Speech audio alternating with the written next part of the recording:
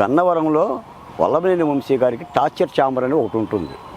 ఆ టార్చర్ ఛాంబర్లో ఆయనకి ఇష్టం లేని వ్యక్తుల్ని తీసుకువచ్చి 3 రోజులు 4 రోజులు ఉంచి కొట్టిన తర్వాత పోలీసుల్ని పిలిచి కేసు నమోదు చేపిస్తాడు.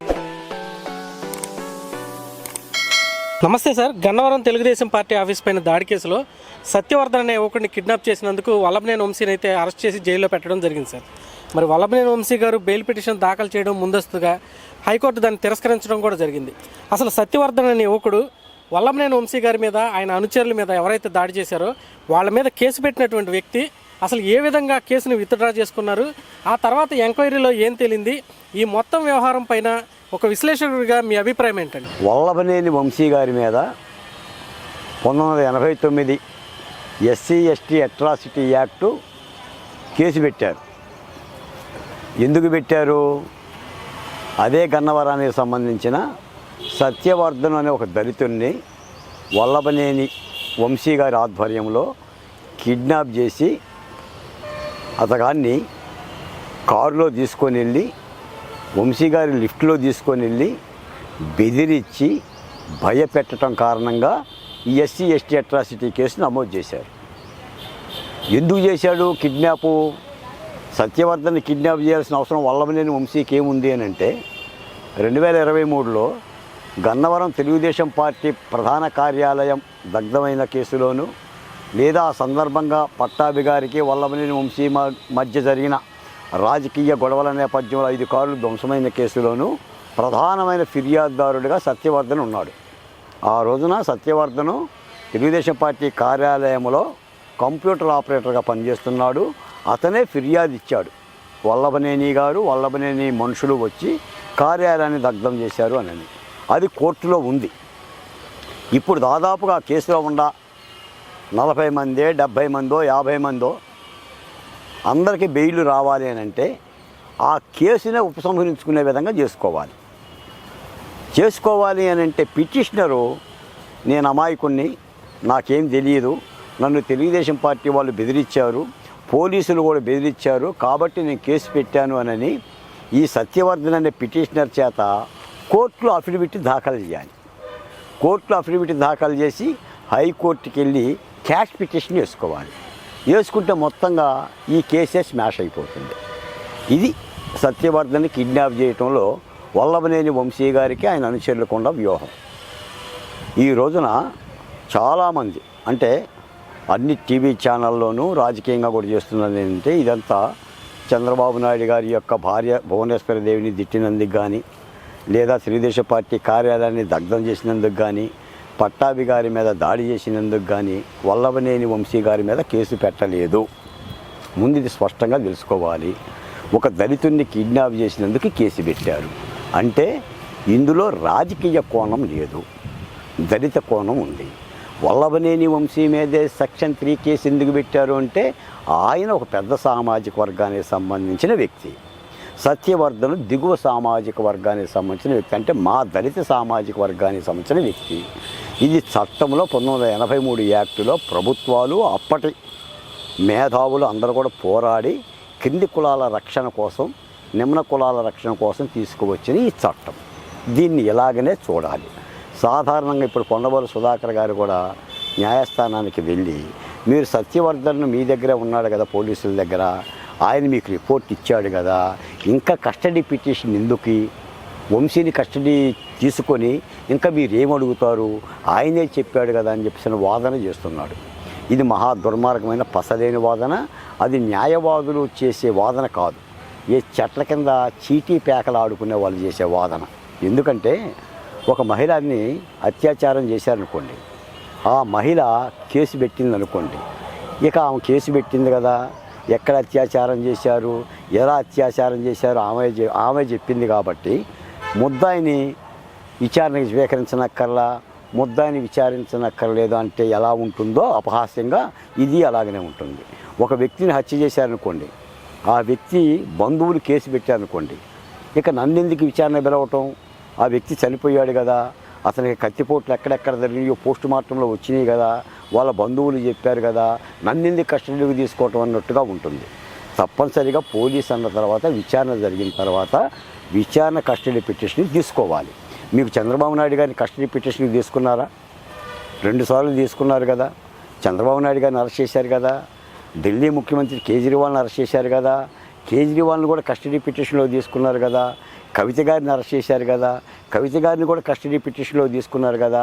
మరి వాళ్ళకి లేని తేడా వల్లభనేని వంశీ గారికి ఏముంటుంది చెప్పండి? ఈయన గారు కూడా తోపు తురిమేం కాదు కదా. చట్టానికి అందరూ బద్దులే కదా. ఇంకో చిన్న విషయం ఏంటంటే, అసలు వల్లభనేని వంశీ గారి ఫోన్ ఏమైంది? ఆ ఫోన్ దొరికితే మొత్తం చిట్టా దొరుకుతుంది. ఇప్పుడు వల్లభనేని వంశీ గారిని అరెస్ట్ చేయడానికి ఇంటి వరకు వెళ్ళిన పోలీసులు వల్లభనేని వంశీ గారు తన ఫోన్లో 40 నిమిషాలు ఫోన్ మాట్లాడినాక, బట్టలు వేసుకున్నాక ఆ ఫోన్ ఎందుకు తెచ్చుకోలేదు విచారణాధికారి? ఇక్కడ ఏమర్థమవుతుంది? పోలీసులు నిర్లిప్తంగా ఉన్నారని అర్థమవుతుంది కదా. ఈ రోజున కేసు దర్యాప్తుల్లో ఫోన్ అంటే ఏంటి? ఒక టెక్నికల్ ఎవిడెన్స్. నిజంగా ఆ ఫోన్ కనుక దొరికితే, ఈ కస్టడీ పిటిషన్ ద్వారా కనుక ఫోన్ కనుక స్వాధీనం చేసుకుంటే, అసలు వల్లభనేని వంశీ గారు సత్యవర్ధన్ కిడ్నాప్ చేయటమే కాదు, మొత్తం ఆయన నేర సామ్రాజ్యం ఏంటి, ఆయన లావాదేవీలు ఏంటి, ఈ కిడ్నాపులు ఇంకెవరెవరు ఉన్నారు, ఈ అంశాలన్నీ బయటకు వస్తాయి. మీకు ఇటీవల తెలిసిన సత్యం ఏంటంటే, వైఎస్ఆర్ కాంగ్రెస్ పార్టీకి సంబంధించిన మాజీ మంత్రి, వైసీపీలోనే ఎమ్మెల్సీగా ఉన్న వ్యక్తి చెప్పిన విషయం ఏంటంటే, గన్నవరంలో వల్లభనేని వంశీ గారికి టార్చర్ ఛాంబర్ అని ఒకటి ఉంటుంది. ఆ టార్చర్ ఛాంబర్లో ఆయనకి ఇష్టం లేని వ్యక్తుల్ని తీసుకువచ్చి 3 రోజులు 4 రోజులు ఉంచి కొట్టిన తర్వాత పోలీసుల్ని పిలిచి కేసు నమోదు చేపిస్తాడు. అలా వల్లభనేని వంశీ గారికి ఒక టార్చర్ ఛాంబర్ ఉందంట.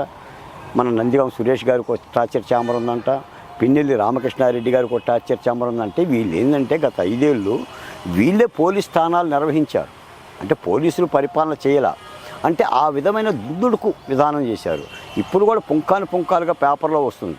మీకు వల్లభనేని వంశీ గారు గన్నవరంలో ఎంత మట్టి దవ్వాడు, ఎంత మట్టి విక్రయించుకున్నాడు, అసలు పోలవరం కుడికాలువ ఏమయ్యింది, పుంకాలుగా పేర్లతో సహా ఎవరెవరు అనుచరులు, అధికారులు ఎలా సహకరించారు, ఎస్ఐ ఎలా సహకరించాడు, సిఐ ఎలా సహకరించాడు, వీటన్నిటి మీద నిజాయితీగా విచారణ చేస్తే చట్టం ఒక భద్రత ఉంటుంది. కాబట్టి మేమనేది ఏంటంటే, సత్యవర్ధన్ కిడ్నాప్ కేసు అనేది రాజకీయ కోణంలో చూడకుండా దళిత కోణంలో చూడాల్సిన అవసరం ఉంది. గతంలో ఎమ్మెల్సీ అనంతబాబు డ్రైవర్ సుబ్రహ్మణ్యాన్ని ఎలా అయితే హత్య చేశాడో, లేదా డాక్టర్ సుధాకర్ని పోలీసులే పెడరెక్కలు విరిచి కట్టి హననం చేస్తే, ఇబ్బంది పెడితే, అవహేళన చేస్తే, కేసులు పెడితే రాజ్యం ఆనాటి మాజీ ముఖ్యమంత్రి గారు కూడా ఏమీ పట్టించుకోకుండా తనకు తెలియదన్నట్టుగా ఎలా అయితే వ్యవహరించాడో, ఇది సెక్షన్ 3 కేసులు అలాంటి. ఈ రోజున సెక్షన్ 3 కేసుని వాళ్ళ స్వార్థ ప్రయోజనాలకు వాడుకొని, రాజకీయంగా వాడుకొని ఈ చట్టాన్నే దుర్వినియోగం చేస్తున్నారు. వెరసి ఏమవుతుందంటే, ఇలాంటి సంఘటనల పట్ల ఖచ్చితంగా పోలీసు వ్యవహరించకపోతే చట్టానికి ప్రమాదం వస్తుంది. ఇక రానున్న కాలంలో ఎస్సీలకి ఎస్టీలకి ఈ భద్రత చట్టం ఉండదు. అంటే ప్రతి వ్యక్తి ఈ చట్టాన్ని అడ్డు పెట్టుకుంటున్న సందర్భం కూడా ఉంది. నేను ఈ మధ్య ఒక మాట మాట్లాడా. పులివెందుల్లో జగన్మోహన్ రెడ్డి గారు వెళ్ళి అక్కడ ఎస్టీ కులానికి సంబంధించిన ఒక డిఎస్పీ మురళీ నాయక్ని పిలిచి, రేపు మేము అధికారంలోకి వస్తాము, మేము అధికారంలోకి రాగానే నీ సంగతి చూస్తామని చెప్పి బెదిరించాడు.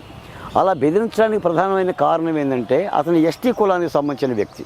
మీకు సమాజంలో ఎక్కడ ఏ సంఘటన జరిగినా ఎస్సీల మీద ఎస్టీల మీద అగ్రవర్ణానికి సంబంధించిన వ్యక్తులే తారసపడిపోయి ఈ దాడులు చేస్తారు. మీరు రాయలసీమ వెళ్ళినా ఇలాగనే ఉంటుంది, ఉత్తరాంధ్ర వెళ్ళినా అలా ఉంటుంది. అంతే తప్ప ఎస్సీలు ఓసీల మీద దాడులు చేయరు, లేదా ఎస్టీలు అగ్రవర్ణాల మీద దాడులు చేయరు. ఇవి క్రింది కులాలు కాబట్టి, నిరుపేదలు కాబట్టి.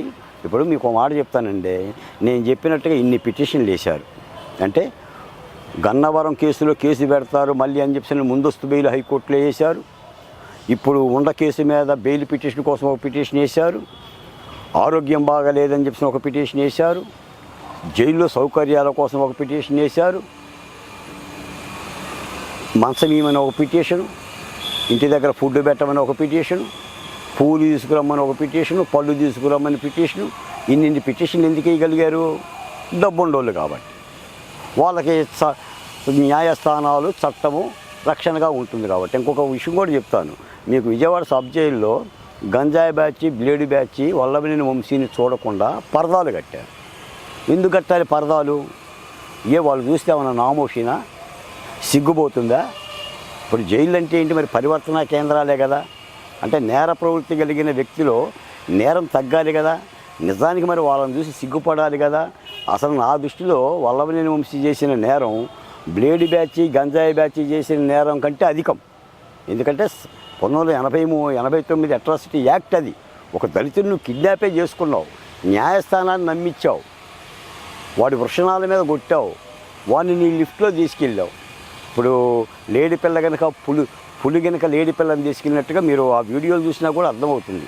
కాబట్టి దీనిని ఈ కూటమి ప్రభుత్వం ఖచ్చితంగా పట్టించుకొని దళితులకు రక్షణగా ఉండే విధంగా చేయాల్సిన అవసరం ఉంది.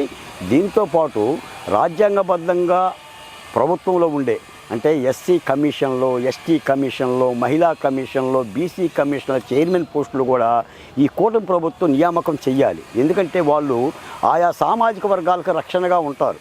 ప్రతి అంశానికి మంత్రి దగ్గర పోవటం, ప్రతి అంశానికి ముఖ్యమంత్రి దగ్గర పోవటం అనేది క్రింది కులాలకు సాధ్యపడదు.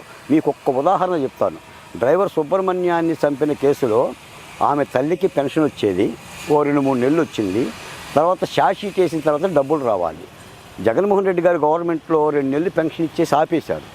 ఆపేసి ప్రభుత్వానికి మీరు సహకరిస్తే లొంగిపోతేనే ఇస్తామని చెప్పేసానని వాళ్ళని ఆపితే, ఇటీవల ఆ కేసుని ఎక్కువగా న్యాయస్థానంలో పోరాడుతున్న ముప్పాల సుబ్బారావు గారు చంద్రబాబు నాయుడు గారిని కలిసి ఆమెకు పెన్షన్ రావట్లేదు, ఛార్జ్ షీట్ డబ్బులు రావట్లేదంటే ఆ ఏరియర్స్ విడుదల చేశారు.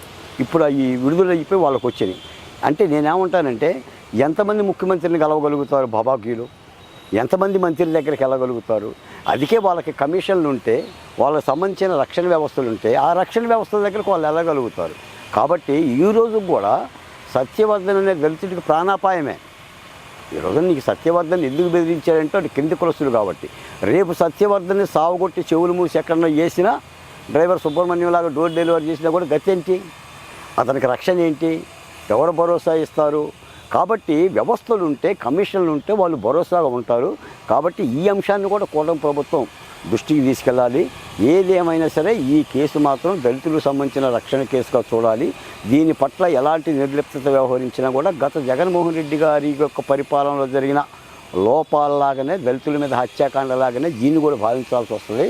తప్పనిసరిగా ఈ కేసులో కస్టడీ పిటిషన్కి కోర్టు ఇవ్వాలి, పోలీసులు కస్టడీ పిటిషన్ విచారించాలి, సెల్ ఫోన్ స్వాధీనం చేసుకోవాలి. యాజ్ పర్ రూల్ కోర్టు నిబంధనల ప్రకారంగానే బెయిల్ రావాలి తప్ప వీళ్ళకి ముందస్తు బెయిలు, వెనకస్తు బెయిలు, డబ్బులు ఉన్నాయి కాబట్టి హైకోర్టులు, సుప్రీంకోర్టులు వీటికి కూడా న్యాయస్థానాలు ఆస్కారం ఇవ్వకూడదు అనేది మా విజ్ఞప్తి.